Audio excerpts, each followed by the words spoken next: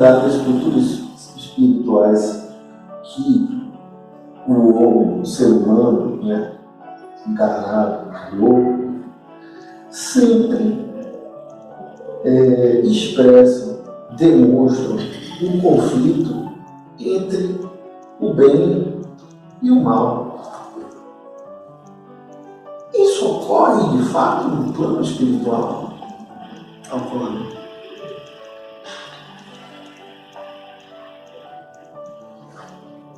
Não para demonstrar quem está certo ou quem está errado, e sim como uma forma de promover equilíbrio.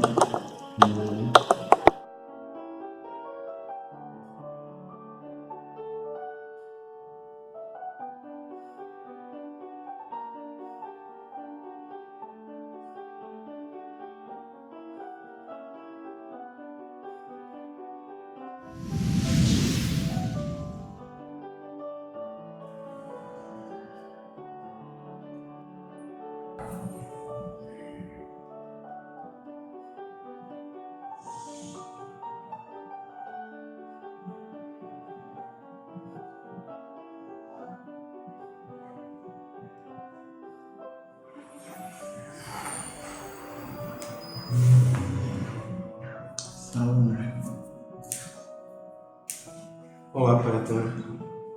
Você está me arrumando aqui para ficar de uma forma diferente? Sim, a gente estava arrumando para deixar o mais agradável possível para a gravação e para o trabalho que vai ser feito hoje à noite. E de antemão, quero agradecer ao Senhor por ter me dado essa oportunidade. Bom, Pai Antônio, o senhor acabou de nos falar sobre os parasitas, explicando o que são os parasitas, mas também no vídeo acerca da depressão, o senhor fala dos obsessores. Aí surgiu-me essa questão. Qual a distinção entre parasitas e obsessores, certo? Com o modo como os parasitas agem, o senhor já falou, né? Aí eu queria acrescentar como os obsessores agem no quadro de depressão. E uma terceira pergunta: obsessores e parasitas se auxiliam, se relacionam para intensificar ainda mais o estado depressivo? Primeira diferença entre os dois, tá? Certo. Os parasitas são seres mais inteligentes, são capazes de fazer coisas que seres, né, de luz também conseguem. Então, são seres assim hábeis, né, com habilidades. Já os obsessores são seres que vivem numa outra condição. Ele desencarnou, mas ficou preso no terra a terra. E isso através de ressentimento. Terra, só para explicar aos amigos que nos ouvem, na verdade é a órbita da Terra. Eles não conseguem digamos assim, Se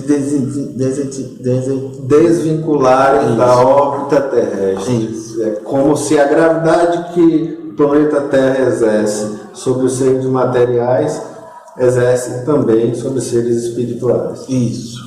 E aí eles ficam vagando, né, em torno da condição existencial material, às vezes percebendo que não desencarnou por uma ideia de indução de pensamento, e eles não são assim seres que estão ali às vezes dentro de propósitos específicos. Às vezes é uma questão aleatória, às vezes é muito mais por identificação. Né? Então essa diferença é muito extensa. E a questão de que eles podem se relacionar para poder... Não. O que acontece é assim, o parasita ele pode manipular o obsessor. Ele manipula o obsessor e faz de pano de fundo.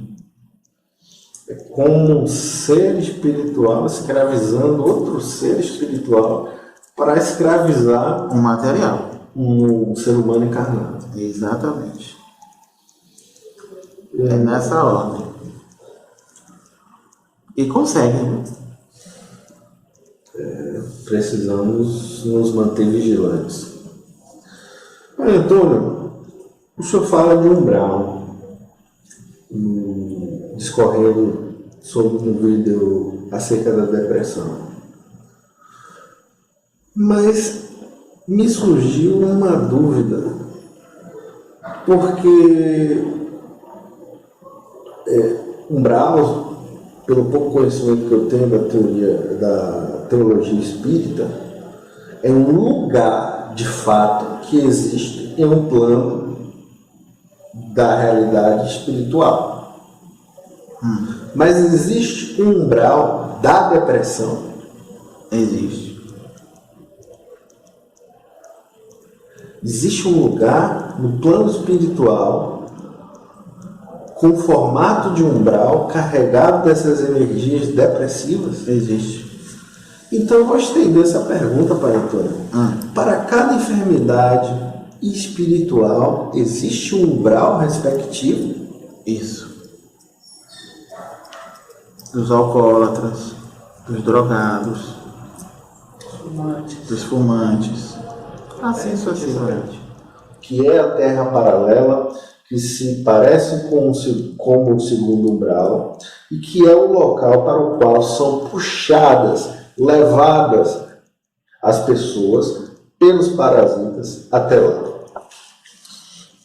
Muitas vezes você tem a oportunidade de viver uma vida digna e desperdiça isso com questões que empobrecem a alma.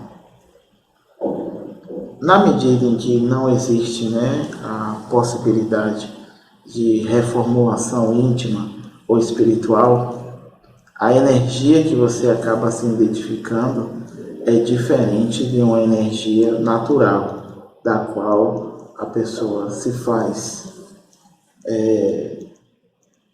se trabalha com essa energia, absorve ela e dá a você a dinâmica de dar continuidade no seu processo evolutivo. Então, essa interrupção por essas questões que muitas vezes acontecem no âmbito material, acaba dando brechas para esses irmãos atraírem essas almas para esses lugares.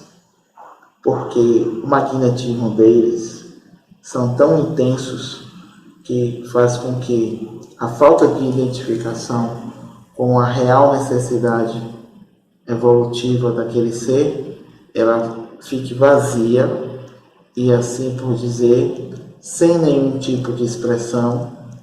Então ela cria uma identificação com a condição invertida do que aquilo representa, e aí ele passa pela condição de experiência para poder entender que certas coisas precisam acontecer para promover o seu próprio despertamento.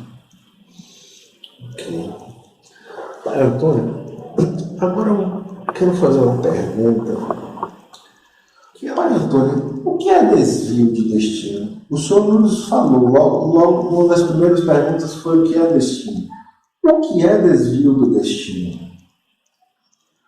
Você, antes de reencarnar, se compromete a fazer determinadas ações quando você estiver no processo encarnatório. Então, relacionando e quantificando isso, vamos dizer que você deveria fazer 10 coisas. E dessas 10, você só consegue cumprir uma. Então, a falta de cumprimento dessas outras 9 é considerada desvio de destino. Então, de modo resumido, desvio do destino é o desvio daquilo que a pessoa se comprometeu a fazer em uma determinada processo reencarnatório. Exato. Ok. Pai Antônio, o que é karma? Karma é um processo que, independente do que aconteça, a pessoa terá que passar. Então, se ela veio passar um karma né, como uma pessoa que tem um membro só, por mais que existam forças capazes de mudar a realidade, ela vai continuar se enxergando daquela mesma forma. Agora eu lhe faço uma pergunta, em acréscimo, né? Em adendo. É possível uma pessoa reencarnar e ter como karma um processo depressivo? Não. Dentro da ideia do karma, não.